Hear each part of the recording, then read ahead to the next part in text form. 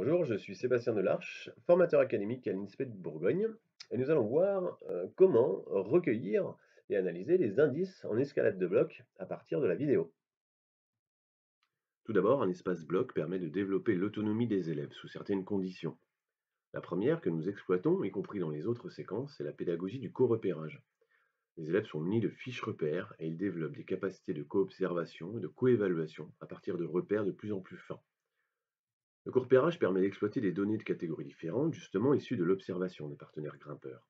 Ces données seront parfois quantitatives et parfois qualitatives. C'est ce que nous verrons à la suite de ce clip. Notre parti pris pédagogique s'inscrit en continuité avec certains travaux qui ont montré la plus-value des vidéos feedback dans l'apprentissage.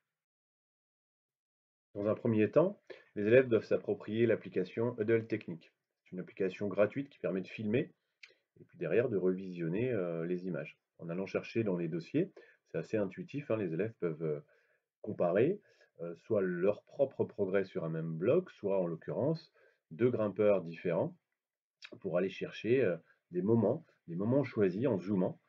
C'est ce qu'on voit là pour discuter, échanger sur une pose de pied ou sur une gestuelle qui sera considérée comme plus ou moins adaptée sur le passage. Pour l'enseignant, créer un espace bloc a plusieurs fonctions. D'une part, et en lien avec la circulaire sur les activités pleine nature de 2017, il permet de soulager la gestion de l'espace à cordes en diminuant le nombre de cordées en simultané sur un même espace. Ensuite, la hauteur réduite permet à la fois de réduire la charge affective tout en augmentant les interactions entre les élèves. Je vous propose trois zones pour trois types de blocs. En cas d'espace réduit, ces trois blocs peuvent tout à fait être proposés sur un même secteur. Le premier bloc est une traversée avec une ligne qui impose aux grimpeurs d'alterner des montées et des désescalades. Des variables avec des pieds imposés situés entre les prises de main, comme on le voit à l'image, permettront de travailler sur des changements de pieds. Le deuxième bloc, qui sera en dévers chez nous, mais qui est tout à fait possible en vertical, consiste à trouver l'itinéraire le plus simple entre deux prises cibles. On vérifiera qu'il y a une densité importante de prises dans cette zone, permettant différentes possibilités. Le troisième bloc est une traversée ascendante, avec des mains et des pieds qui sont orientés plutôt verticalement, concernant les mains, et puis une série de prises de pieds imposées, plutôt dans l'axe des prises de main, afin de créer de nouveaux problèmes de déséquilibre, de mouvement à l'amble que les élèves essaieront de résoudre, notamment grâce à la vidéo. Là aussi, on peut prévoir des variables avec soit les mains, soit les pieds imposés, soit les deux. Notre contexte est une classe de troisième avec un vécu en escalade en quatrième l'année précédente. Nous avons un espace à cordes plus un espace bloc et on dispose quatre tablettes sur les chaises devant les trois zones de bloc. Alors trois ou quatre tablettes, ça dépend justement si on confie ce rôle à un élève inapte ou si on souhaite limiter le nombre d'outils disponibles en même temps. Ça aussi, ça dépendra de vos conditions d'enseignement. En lien avec les programmes, nous visons la FC1 où la planification est à la fois ce qui est annoncé par les élèves avant de faire un bloc, mais aussi ce qui est produit grâce à des méthodes et des techniques de plus en plus efficientes. La FC2 est liée à la capacité à prélever des indices de plus en plus fins sur ses propres méthodes de grimpe, mais aussi sur celles des autres. Des inducteurs comme la fluidité, le nombre de mouvements de main permettra une meilleure gestion des ressources des élèves. La FC numéro 3 est abordée avec l'apprentissage de la parade, comme se placer ou se déplacer sous un grimpeur ou à proximité, mais aussi de savoir choisir quand parer. Lorsque les blocs sont hauts, lorsqu'ils sont signalés par l'enseignant, les élèves pourront mettre en place un ou plusieurs pareurs, alors que sur une traversée au ras du sol, la parade est facultative. Notre premier repère, notre premier inducteur, est de compter le nombre de mouvements de main pour réussir à le réduire au fil des essais. Le deuxième inducteur, plus subjectif, est celui de grimper avec fluidité. Les élèves le comprennent assez vite en réduisant les phases statiques d'arrêt pour réussir à enchaîner les passages de manière plus déliée. Cet inducteur exige de mémoriser son déplacement et donc de répéter, d'avoir davantage d'essais dans un même bloc afin de pouvoir l'enchaîner de façon plus ou moins fluide. Un troisième repère apparaît rapidement dans les interactions avec les élèves. Celui-ci n'est pas donné au départ, mais il émerge spontanément dans les régulations et les feedbacks provoqués entre les élèves. Augmenter l'activité visuelle, affiner les sensations et la précision des pieds en escalade est un objectif prioritaire. Ce travail de repérage vidéo nécessite que certaines routines et règles de fonctionnement soient instaurées et respectées.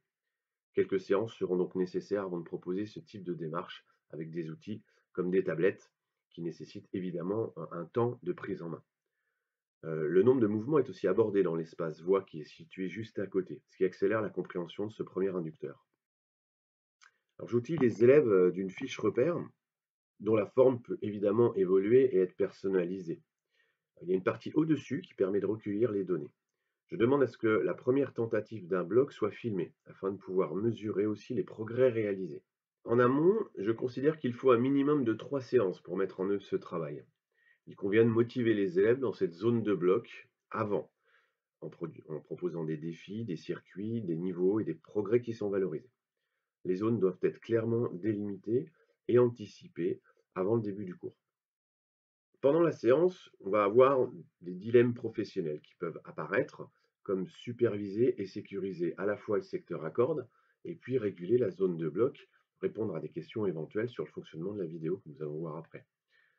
Organiser des temps pour questionner, animer les échanges entre les élèves tout en surveillant l'espace accord exige une organisation et une maîtrise de certains gestes professionnels. Enfin, l'usage de la vidéo permet un revisionnage à la maison pour répondre à des besoins identifiés ou pour préparer la séance suivante. Pour les élèves, il y a une mise en projet qui peut s'opérer, mise en projet de progrès, de réussite de nouveaux blocs par exemple. Il y aura aussi des possibilités nouvelles de co-repérage par des revisionnages accompagnés par l'enseignant.